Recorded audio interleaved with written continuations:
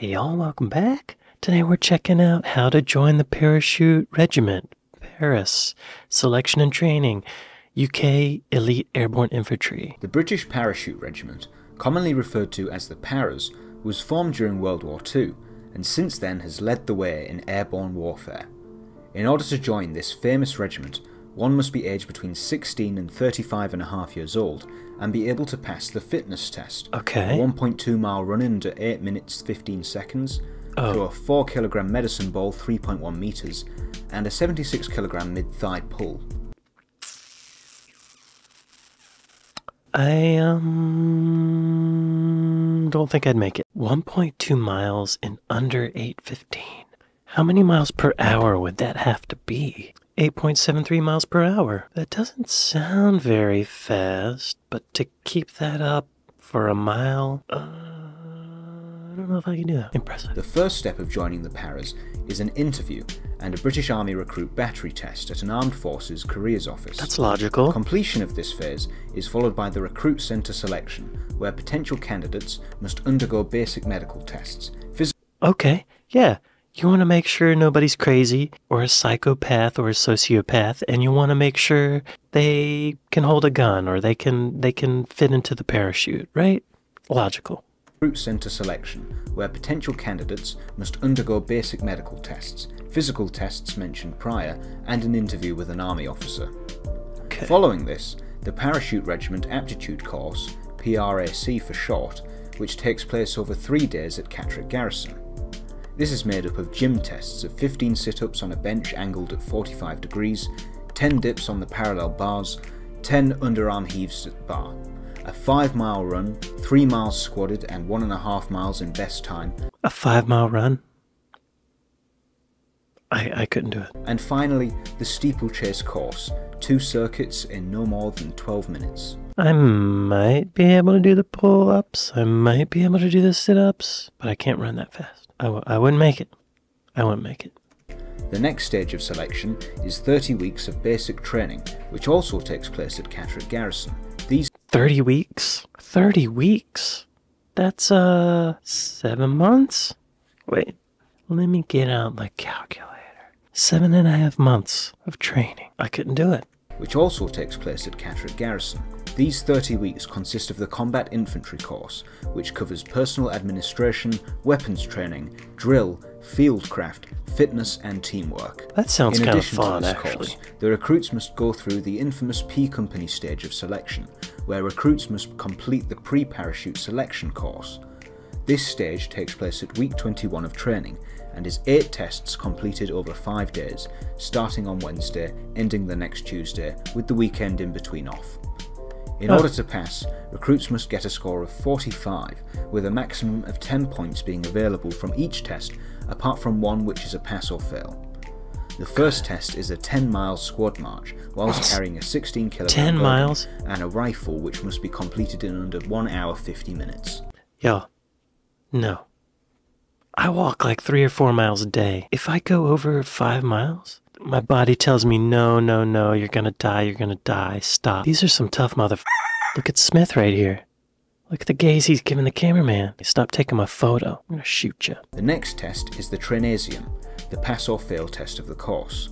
The Trainasium is an assault course that takes place 17 metres above the ground, designed to test a candidate's ability to overcome fear and follow simple orders at considerable height, a crucial skill for an airborne soldier.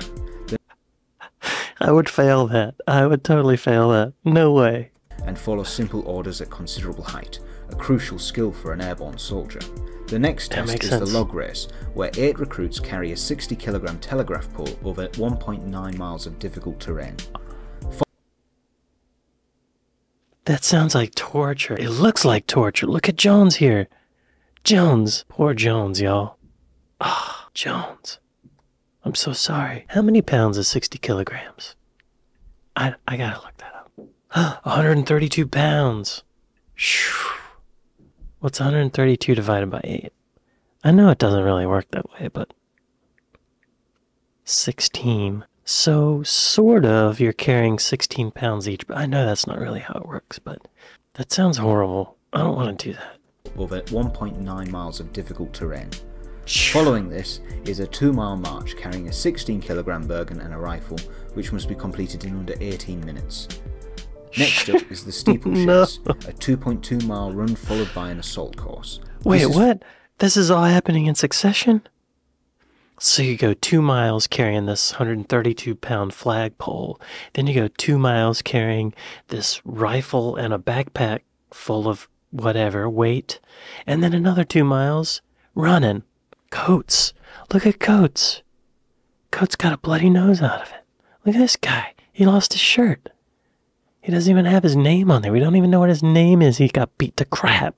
Wow. Followed by milling, where each candidate is paired with another of similar weight and build and is given 60 seconds to demonstrate controlled physical aggression in a milling contest, similar to boxing. That's brutal. That's like ancient Roman gladiator stuff. What is milling? What does milling mean, actually? Designed to cut or shape metal? No. Moving around in a confused mass. That can't be it. Grind or crush. Cut or shape. Move around in a confused mass. Wait, what? Brutal. You gotta beat the crap out of your buddy for a minute. Milling, where each candidate is paired with another of similar weight and build and is given 60 seconds to demonstrate controlled physical aggression in a milling contest, similar to boxing, except neither winning, losing, nor skill are needed to pass. Candidates are instead scored on their determination and aggression, while blocking and dodging result in points deducted. Candidates wear head protection, gum shields, and boxing gloves. Okay. The next I don't think I could do that, I don't think I could work up the aggression. Just beat your buddy up for a minute. Wow. That takes a particular kind of person. These guys are tough, and these drill sergeants are something else. I don't know. Wow. Candidates wear head protection, gum shields, and boxing gloves. The next test is a 20-mile march, once again carrying a 16kg Bergen and a rifle. 20 miles? In under 4 hours and 10 minutes. 20 miles? That, like, it's one thing for, like, your heart and your body and the muscles to be able to do that. That's tough enough. But 20 miles in one journey? That's going to rip your feet up. You're going to get blisters, your ligaments and bones. I don't know if they could handle that. Or I know mine couldn't. 20 miles. I mean, I guess people do it. I couldn't. That would permanently damage my feet. Finally, there is the stretcher race. Candidates are divided into teams of 16 and have to carry a 79kg stretcher over a distance of 5 miles. Each individual candidate wears a helmet, webbing, and a slung rifle. Wow. I guess, like, a lot of these tests are going distances. And at first I'm wondering, they're gonna be jumping out of a plane with a parachute. Why do they need to go all these distances? But I guess the parachute thing is just the beginning of their mission. Once they get on the ground, they gotta get themselves to wherever they're going, or because there's no other vehicles, because they just parachuted out of their vehicle. So okay, it's important. These guys are tough.